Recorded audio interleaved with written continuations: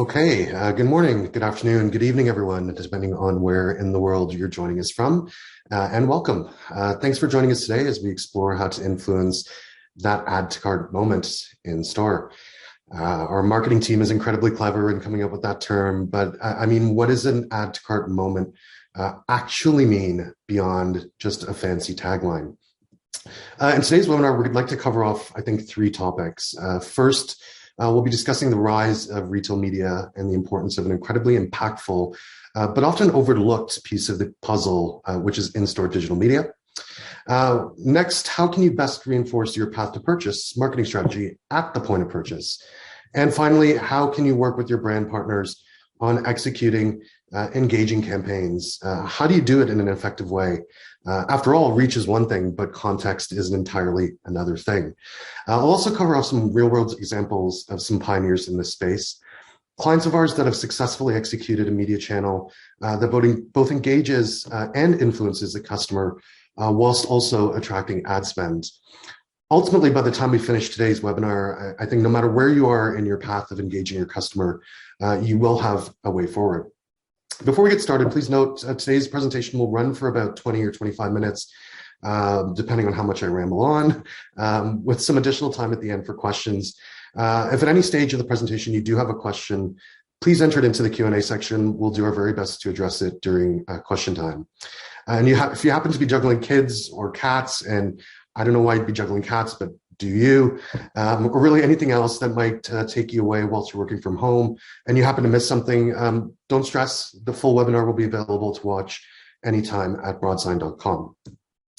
So I did have a peek at the registrations earlier and recognized a few names on that list. But for those of you who have not met, my name is Karim Kanji. I look after sales for Broadsign in Canada and the United States. Prior to joining Broadsign 5 years ago, I spent roughly 15 years, in fact, the bulk of my career in retail or working on retail technology. If you do the math, I started in retail at the tender age of 16, folding chinos at a Clamonaco store in a suburban shopping center north of Toronto, and gradually worked my way up to managing retail operations at a national level for a global fashion retailer before switching briefly to the brand side of things. I've also spent a couple of years working in the institutional equity research department of an investment bank in Toronto. But there was something ultimately that led me back to the shop floor. It really still called to me, so I did, go back into the retail space. In the end, the technology side of things really started to intrigue me. So I joined a leading omnichannel retail technology startup, and I helped them scale in North America and EMEA before finding my calling here at Broadsign. That brings us to today, begging the question, why is it that an out-of-home ad tech company is sitting here evangelizing retail media? I think the obviously stated outcome of any media venture is to attract a piece of the revenue pie.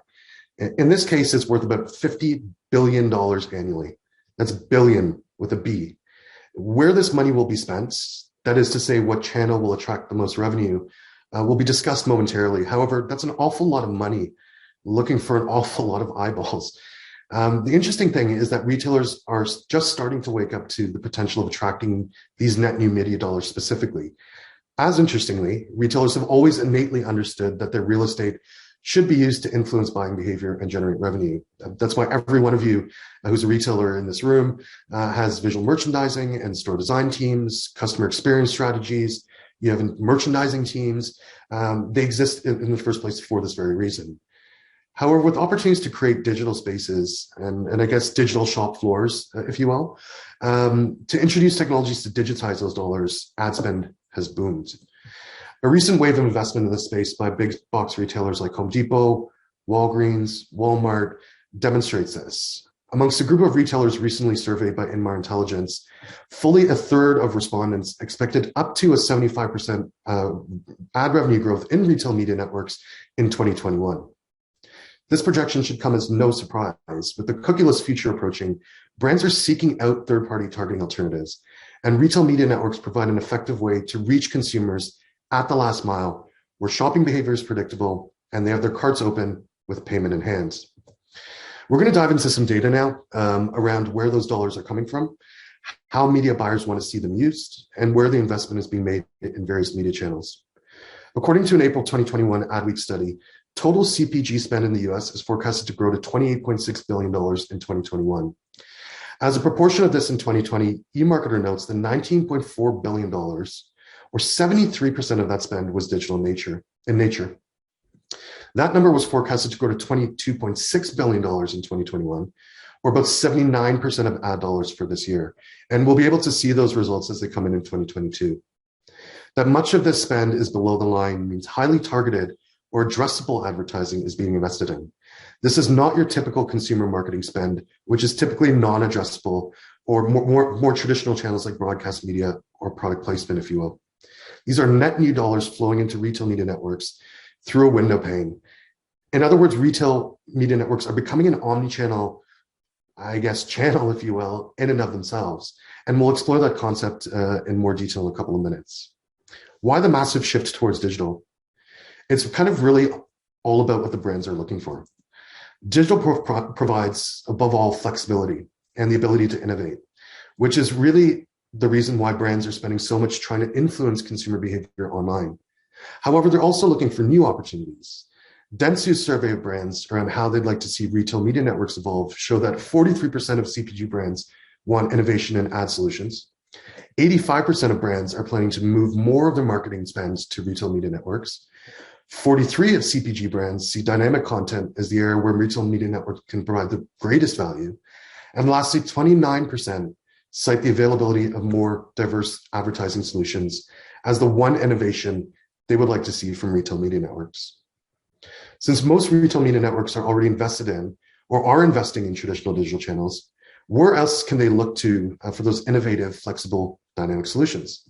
Well, in response to what brands are seeking, Inmar interviewed 200 retail professionals, and their investments are focused largely on the traditional digital channels, as you can see here. But I do want to draw your attention to two specific areas on this graph. The first being in-store display, the second being digital out-of-home. In-store display and out-of-home both surfaced as important areas of interest for retail professionals with existing retail media networks, begging the question, why is that? As more retailers deploy retail media networks, the importance of in-store digital marketing networks as a retail media network strategy simply can't be ignored. Despite e-commerce growth as a result of the pandemic, 3 in 5 US adults prefer to shop in-store, according to a March 2021 YouGov survey. And by 2025, 76% of goods are estimated to still be purchased offline. Modern in-store digital marketing networks with programmatic advertising technology bring retailers, and by extension retail media networks, a powerful suite of storytelling tools to reach these audiences. With them, it's much easier for brands, consumer goods companies, and retailers to forge meaningful connections with shoppers, to create more shoppable moments, and extend omni-channel messaging into the last mile. Speaking of the last mile, what does the customer marketing journey look like today? How has it evolved from just the bog standard, traditional, non-addressable media strategy that retailers have looked at in the past? Retailers innately understand the power of place, and brands innately understand the power of reach. Traditionally, both have relied heavily on traditional fixed media. Think in-store activations, product placement, end caps, and the like. Print has also played a role in appealing to consumers, as has broadcast. The thing is, all three of these media channels are inflexible and non-addressable. You aren't ever going to pay a 16-year-old clerk to flip at your end caps 3 times a day to appeal to different audiences. And quite frankly, no brand is ever going to pay you enough to do it. You just have to hope and pray it will influence the buyer. And as we all know, hope is not a strategy. Amazon forced retail media networks into existence by hyper-targeting their audiences. Online became a big deal, especially as e-commerce has exploded. Spend poured into on-site and off-site search. Connected TVs taking off as cord cutters turn away from traditional broadcast television. Mobile reach has become increasingly important as it's a place-based media in and of itself.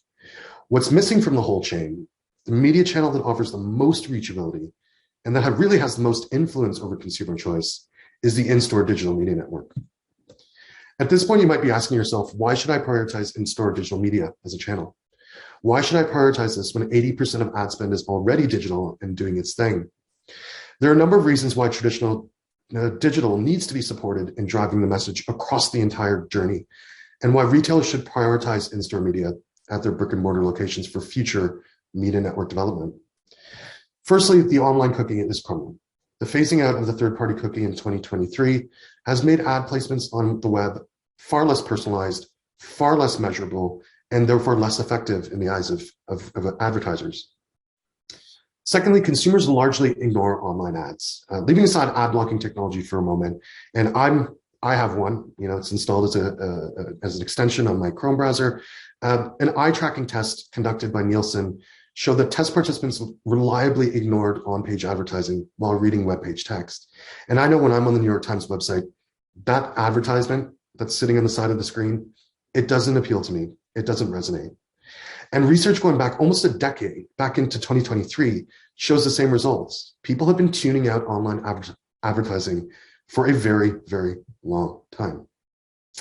In the face of this, there's an opportunity to leverage your first-party data beyond standard digital media channels. If you leverage your loyalty and audience data effectively, you kind of have the best of both worlds. Addressability, reach through a broadcast medium, and flexibility. It's really not obsolete the minute you print it. You can also introduce moments, and you can drive contextual messaging programmatically. Sharing a relevant message at the perfect time is critically important as well. Retailers have spent billions of dollars building brand recognition on dozens of channels to get customers into the store. Why would you stop there?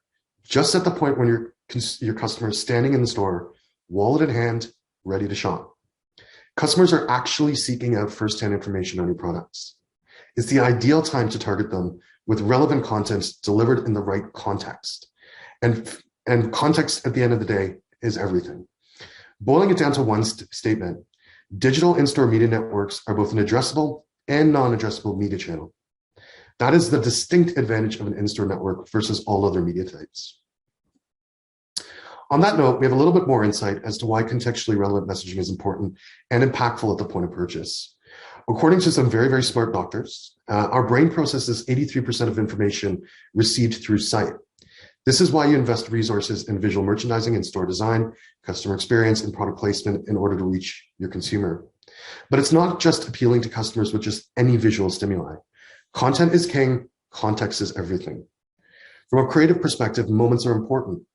In-store digital media networks lend a dynamic canvas and support customized messaging that align with real-time conditions like weather, time of day, etc.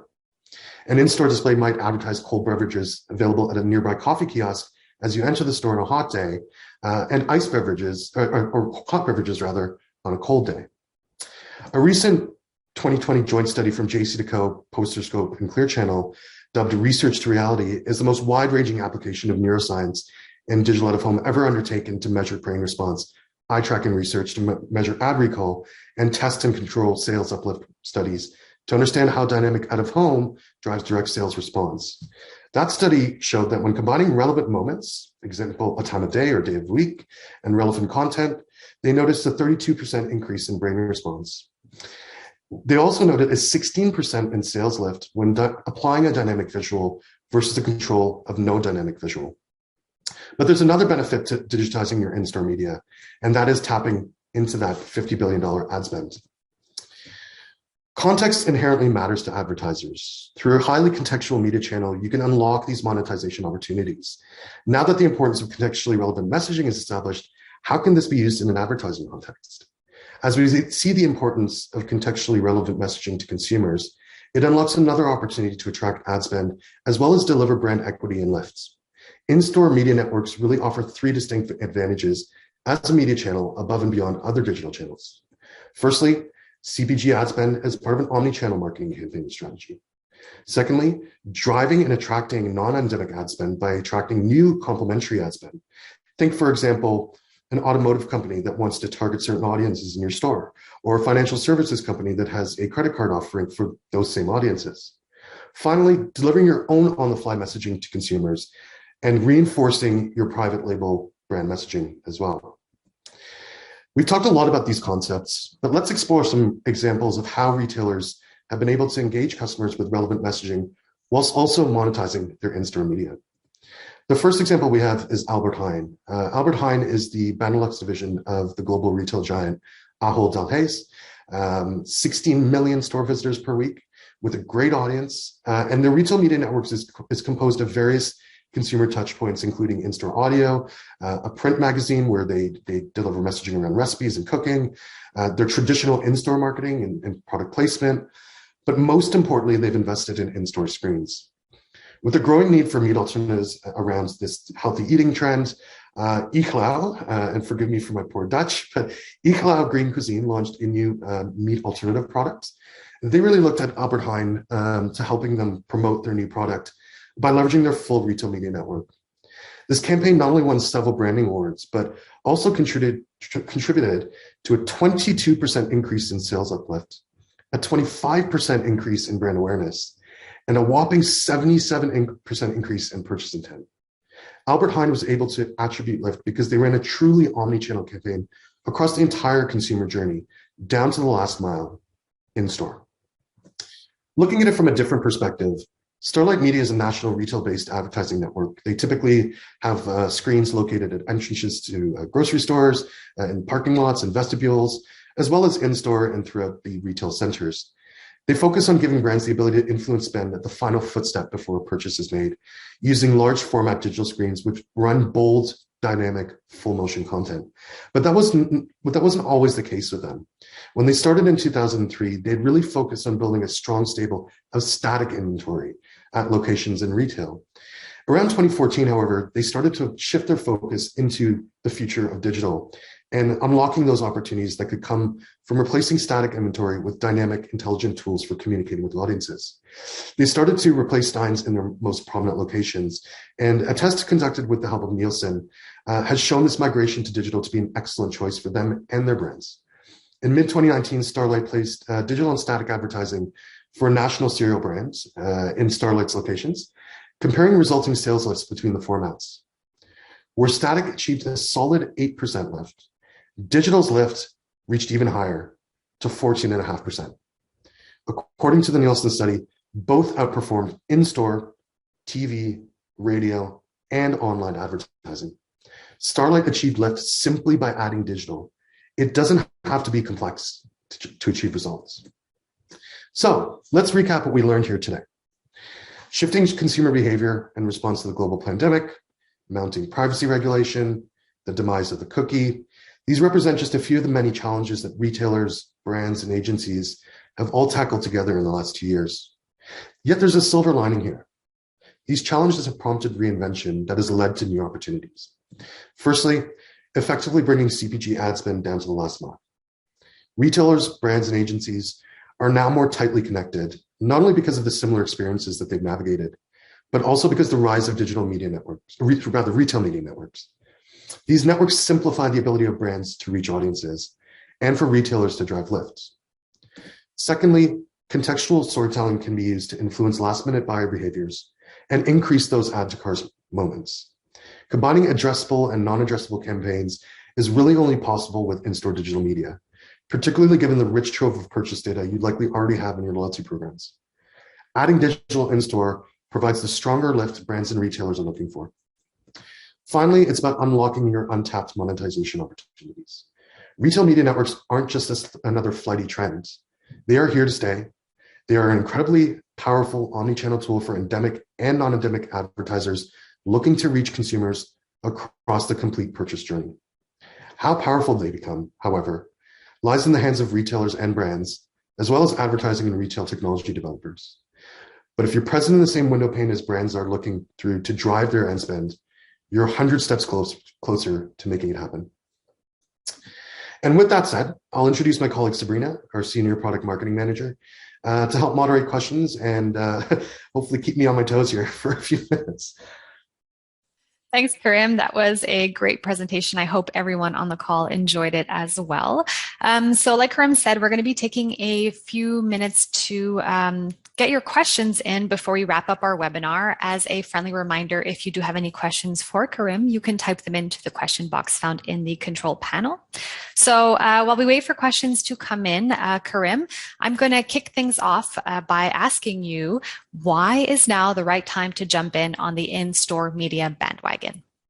I mean, leaving aside what we talked about the revenue that's pouring in to retail media networks, I think what allows brands and retailers to jump in with both feet today is really just convergence.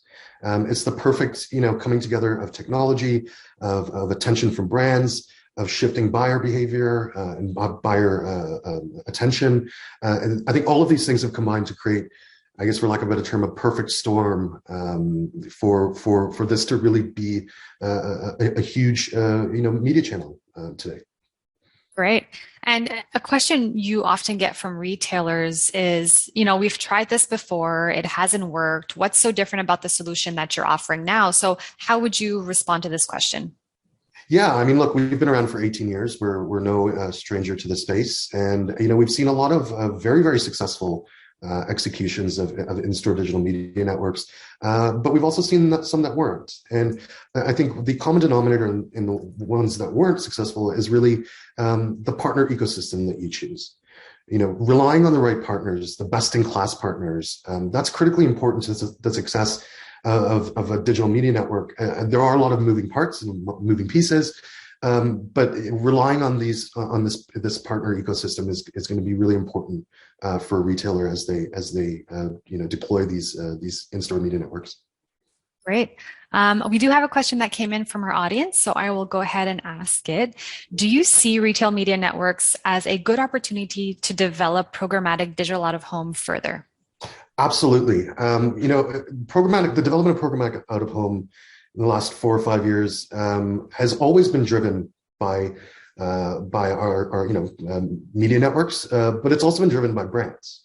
If brands demand it, particularly programmatic at the last mile, retailers will deliver it. And yeah, I absolutely do see retail as driving a lot of this of the increase in demand in programmatic, but also in different ways of delivering programmatic advertising in the actual physical space. Great. I'm going to give our audience a couple of more questions, or a couple of more minutes to ask any questions. So I'll go ahead and ask another one myself. How would a retailer go about adding an in-store digital media channel as part of their retail media network?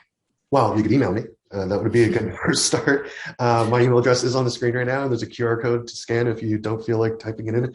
No, but in all honesty, it's really just taking the jump. These developing an in-store retail media network can be daunting, but it doesn't have to be difficult, right?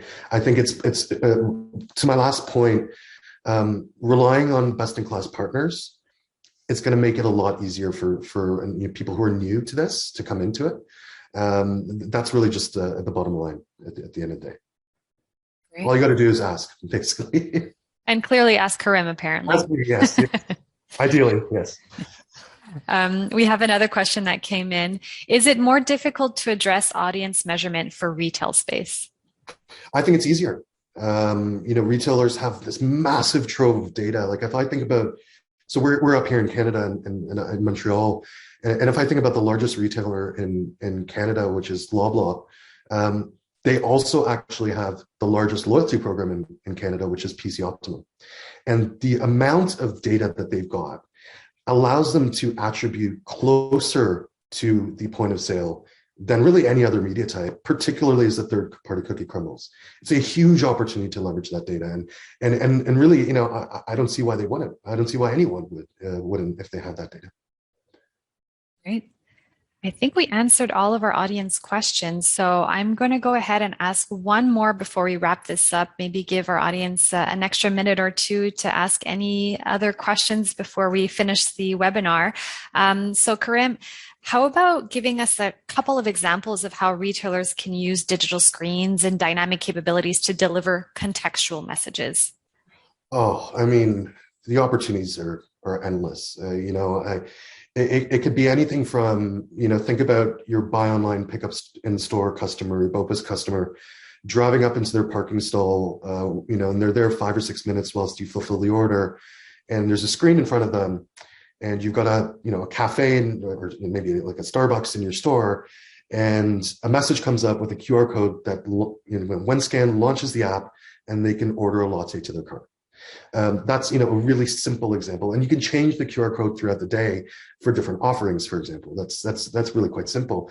But we can also extend it to finding a solution that can perhaps plug into your point of sale system or to your to your retail information systems, which can kind of even say to your content management system, if I'm overstocked on something, drive more messaging around that item, or I'm going to change the price in one place, change that messaging throughout the store, so that it's all automated and very easy.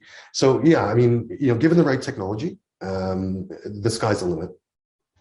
Great. It doesn't look like we had any questions come in. So I'm going to hand it right back to you. I'm going to thank everyone for asking questions today, and I'll hand it over to Karim to wrap things up. Thank you. Yeah, thanks, Sabrina. And thank you all kindly for joining us to explore the opportunities brands and retailers have in reaching their audiences and influencing their purchasing decisions.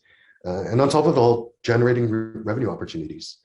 If you'd like to see how Albert Heijn and Starlight were successful in introducing an in-store digital media channel to their media mix, feel free to visit our website at broadside.com. You can also review today's webinar at a later date there as well. And we'll also be sending you all a copy of our ebook, which dives into the details a little bit deeper. If you really want to get into the details or explore best practices, feel free to reach out to me personally. I want to wish you and yours a happy, safe, and relaxing holiday season. And I look forward to our next conversations. Be well and take care.